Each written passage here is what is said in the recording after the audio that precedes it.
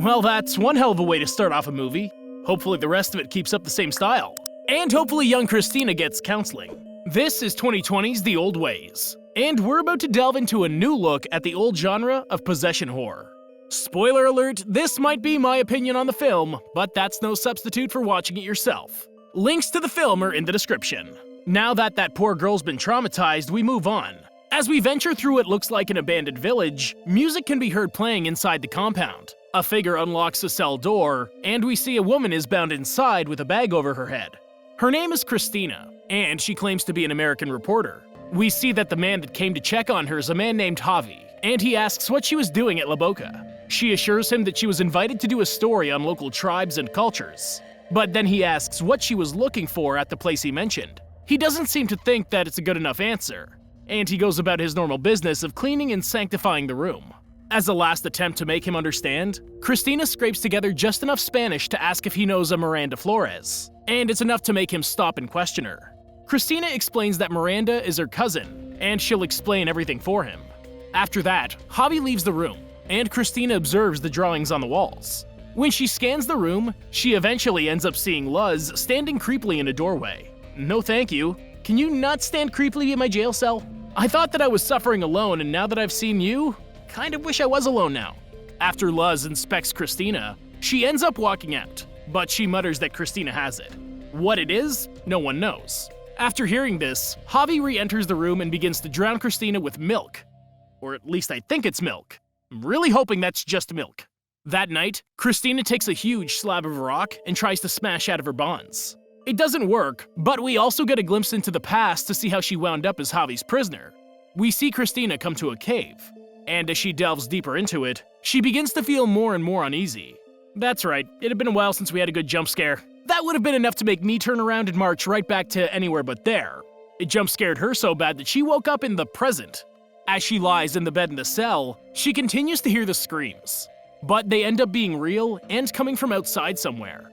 She looks to the door, but all she finds is a tiny rooster. The next morning, Javi comes back, and he gives her a bucket to go to the bathroom in. Soon after, Miranda arrives to check on Cristina. Cristina's overjoyed to see her, and she thinks that Miranda will help her get out of this situation.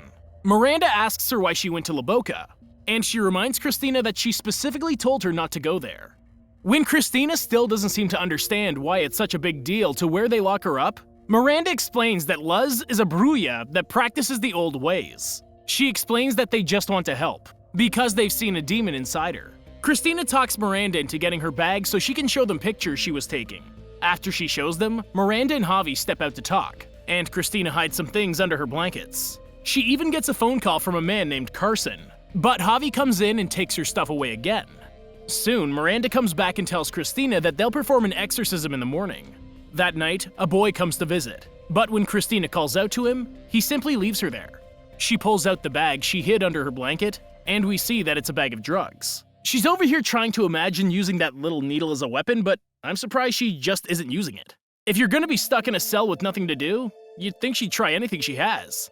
Unless that's not one of the drugs I'm thinking it might be, and it's really actually a tranquilizer of some sort. We see that she packed the little case when she was still at work, and we see that she actually requested this specific job because it's actually in the place she grew up. Sure enough, she cooks up some drugs and gets a little high. If they didn't see a demon in her before, they sure as hell will now. Next thing she knows, she's waking up tied to the floor, blood on her, and Javi's doing a tree dance in the background. Either those drugs were stronger than she thought, or she slept right into the ceremony. As Luz explains that she must tell her when she sees the demon again, everyone else leaves the cell. Cristina tries to pretend like she sees something, but no one answers her. Then she really notices a snake making its way into the cell. As another one makes its way onto her body, she calls out for help again. Javi and Luz end up showing up and taking the snakes away. The snakes are actually a sign of who is possessing Cristina.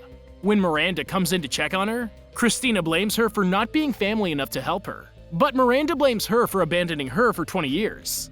Miranda assures Cristina that what they're doing is real and is working. After Miranda leaves, Cristina takes another dose of her drugs and visions pour into her mind from the past, present, and possibly future. She ends up waking up somewhat dope sick, and something else seems to be in the cell with her. Oh, the poor rooster though. That was her one friend. And they just had to kill it off like that? What did the rooster do? Miranda brings Cristina books that describe the possible demons that are inside her. But Cristina still doesn't believe any of this. In disbelief, Miranda brings up how Cristina can't remember what happened to her mother when she was younger. She mentions how what's happening now is exactly what happened to her mother, but Cristina isn't even open to the idea. As she goes to leave, Cristina asks which demon Luz sees in her, and Miranda tells her the page she can find it. That night, we see that Cristina has spent her day and night researching what's in the books. Something's in the cell with her though, because all of the candles get blown out one by one. When Cristina focuses on the dark corner of the cell, she can't quite see anything, but something is in there with her. The next morning, Cristina looks out her window and spots the boy, but Miranda comes in to bring Cristina a talisman to help ward off evil spirits. She tries to tell Cristina that she was found before whatever was in the cave could get her, but that's not really a comfort to Cristina. Next thing we know, Cristina's being restrained on a bed. Even though this is taking some time to accomplish, she should be really happy that she's still alive at this point. Miranda explains that Luz is about to perform a spiritual surgery of sorts, and Luz begins to fish around inside Cristina's belly. She ends up pulling out a black sack that contains teeth, and she decides that she has to go deeper. Are we sure this is a spiritual surgery? Because that seems like an awful lot of blood and her whole hand has gone inside her. Luz finds a long, thin, black creature and pulls it out of Cristina. By the time they're done with the ritual, we see that they have another piece of the mystery solved. Once back in the cell, Miranda checks on Cristina, but Cristina still doesn't believe it. How can you still not believe? I'd be the most devout believer if a bruja pulled a sack of teeth out of my abdomen. Cristina pieces together that the reason she is where she is because of Miranda. She realizes that the only person that would have known to look at La Boca would have been Miranda. And she's furious that she brought her here instead of to a doctor or anywhere else. In a fit of rage, Cristina lashes out at Miranda, and she starts to look a bit like her mother in the beginning of the film. That night, Cristina believes that something's in the cell with her, and she finds out that it's just a rat. She seems relieved by this, but also frustrated because everyone else still believes that she's possessed.